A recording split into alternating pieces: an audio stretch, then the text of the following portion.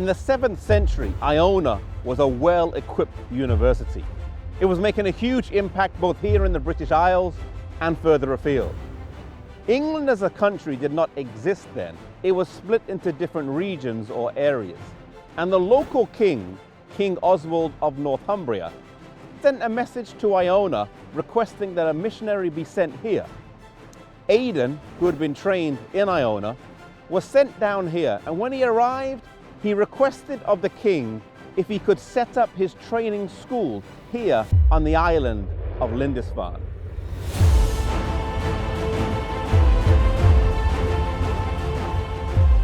Lindisfarne lies 235 miles from Iona, which if travelled by foot would take over a week. It is also known as the Holy Island, though it's not completely isolated from the mainland. It's a tidal island, approximately 1,000 acres, 3 miles long and 1.5 miles wide, and twice a day when the tide comes in, the island is isolated.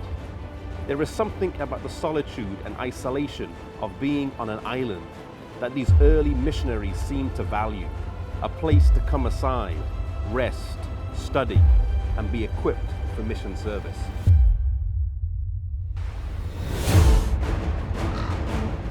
Aidan was well balanced in character. He was strong in religious fervor. He was very industrious, and it was said that he was never idle. In him was that living flame which burned so strong in many of the missionaries that were sent out by Patrick and Columba. He was deeply concerned for the poor and spent much of his life in an effort of ransoming slaves. You see, he had a very practical faith.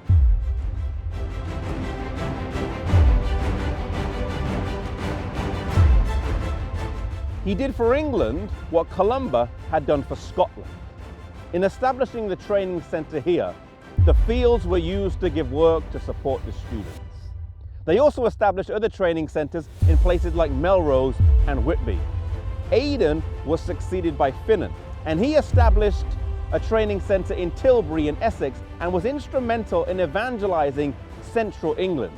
Finan was succeeded by Coleman. And in 30 years, these three men did a powerful work here in England, and paganism was swept away and replaced by New Testament religion. These great men were not monks as we would understand today, but missionaries maintaining the faith that they had learned on Iona.